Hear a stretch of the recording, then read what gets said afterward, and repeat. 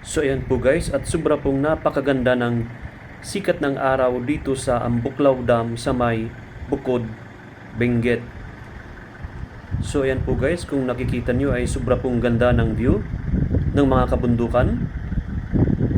Para po tayong nasa ibang bansa nito. Ayan. So iikot pa natin yung camera.